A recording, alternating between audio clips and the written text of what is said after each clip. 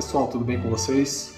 Bem, vamos neste vídeo falar mais um pouco sobre a nova lei de licitações, a lei 14133 de 2021. Dessa vez vamos abordar sobre as modalidades de licitação, o que teve de novidades em relação às modalidades previstas na lei de licitações. Na verdade, tivemos uma grande novidade, que é a criação do chamado diálogo competitivo. Mas antes de falar do diálogo competitivo, nós vamos comentar acerca de outras mudanças que foram feitas na nova lei em relação à Lei 8666. Como vocês devem saber, não apenas a Lei 8666 prevê modalidades de licitação.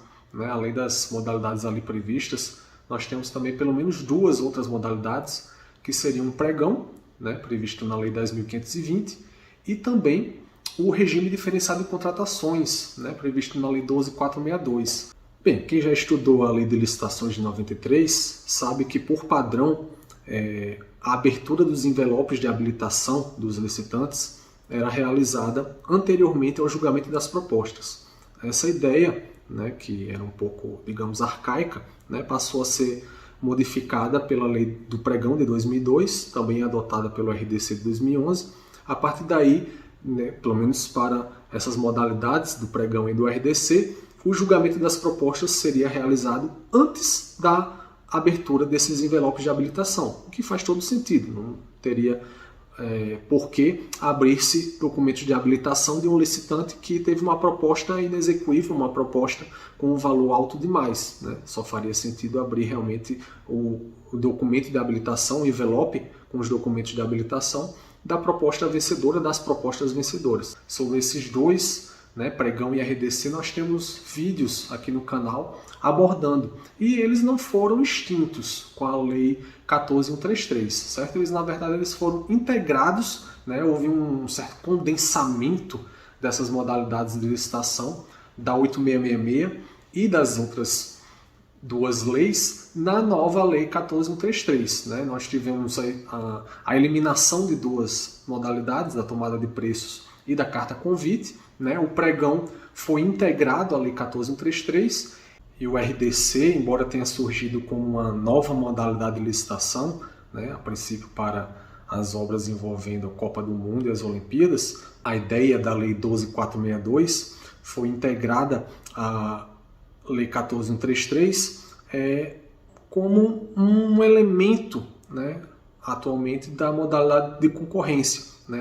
A concorrência passou a ser o padrão das licitações que não envolvam um objeto de simples especificação, não temos mais tomada de preços nem carta convite, para aquelas situações em que se pode fazer um registro de preços nas compras e serviços com um objeto facilmente identificável por edital, adota-se o pregão, com todos os elementos, inclusive procedimentos auxiliares previstos no artigo 78 da Lei 14133, como a pré-qualificação, que antes estava prevista no artigo quase esquecido da Lei 8666, e hoje, com a informatização, com o cadastramento dos licitantes nos sistemas dos órgãos públicos, nos sítios eletrônicos dos órgãos públicos, tudo isso corrobora para a facilitação dos procedimentos, para a desburocratização dos procedimentos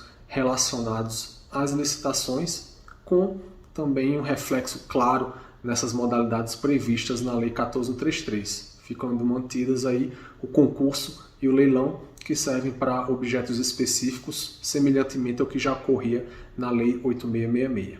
Vamos tratar agora do diálogo competitivo. Realmente é a grande novidade da Lei 14133 no que se refere a modalidades de licitação. O diálogo competitivo, ele não surgiu do nada, certo, pessoal? Ele surgiu de normativas previstas pela União Europeia, uma diretiva de 2004 que inicialmente previu esse diálogo competitivo, depois revogado, atualizado por uma diretiva de 2014, quando surgiu uma revisão normativa sobre esse assunto. E o diálogo normativo, ele tem por objeto estabelecer um contato entre a administração pública e fornecedores, entidades privadas, empresas que desejem contratar com a administração, em objetos, né, em matérias, contratações de obras, de serviços principalmente, que tenham um caráter técnico um pouco mais apurado, mais complexo, né? Podem ser também objetos de caráter jurídico e financeiro um pouco mais complexos do que o normal, onde a administração ela não possui previamente, ela não possui antecipadamente os parâmetros mínimos necessários para estabelecer requisitos no edital de licitação.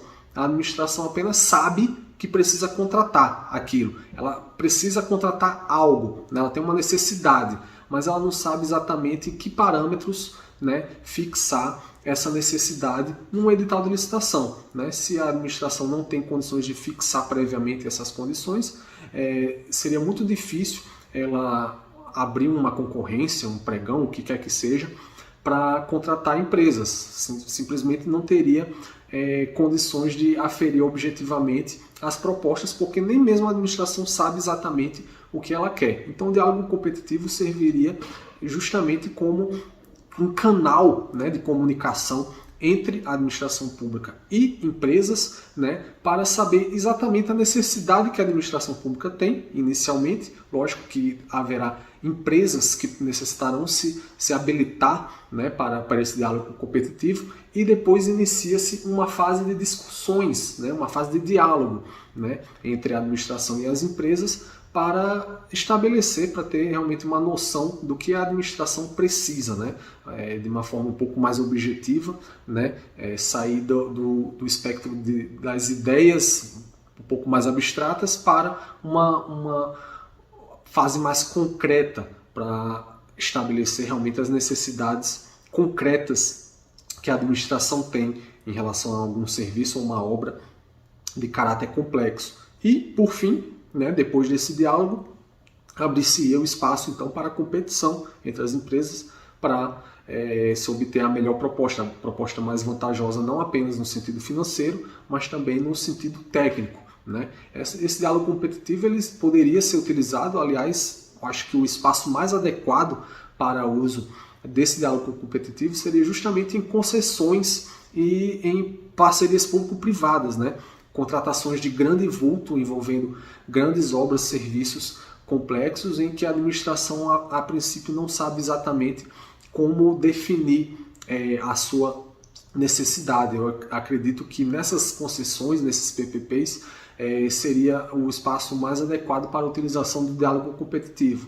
Porém, há um grande entrave para o uso desse diálogo competitivo no Brasil, como também se observou na União Europeia, que é a tradição, né, do nosso direito administrativo, né? A tradição do nosso direito como um todo, né? Como sabemos, o nosso direito, né, baseado no direito romanístico, né, na tradição romanística, né, é um direito muito baseado no aspecto legal, né? Não tem um grande espaço para discricionariedade, não tem muito espaço para a solução negociada por parte do administrador público, diferentemente do que acontece, por exemplo, na Inglaterra, nos Estados Unidos, com uma tradição um pouco diferente no direito como um todo e também no direito administrativo. Aqui no Brasil nós temos uma solução ou soluções muito baseadas nas leis e nos regulamentos, né? O espaço para discricionariedade é pequeno e o administrador não tem o costume, né, de adotar soluções negociadas, de soluções baseadas no juízo de conveniência e oportunidade. Então eu acredito que o espaço para que esse diálogo competitivo se torne uma prática comum da administração pública, a princípio ele vai ser um espaço muito pequeno. Acredito que vai ter muita resistência no início e talvez por bastante tempo para a adoção desse diálogo competitivo. Mas é uma grande novidade que seria ensejadora aí de uma grande inovação em matéria de licitações na administração pública brasileira, né? O que podemos também salientar a respeito da regra ali prevista no artigo 32 da Lei 14.133 acerca dessas hipóteses do diálogo competitivo, que não são exatamente hipóteses cumulativas, né? Não são hipóteses que precisam ser preenchidas a sua totalidade, né, mas são, sim, hipóteses exaustivas. Apenas naquelas condições previstas no artigo 32 é que o diálogo competitivo teria lugar. Ok, pessoal?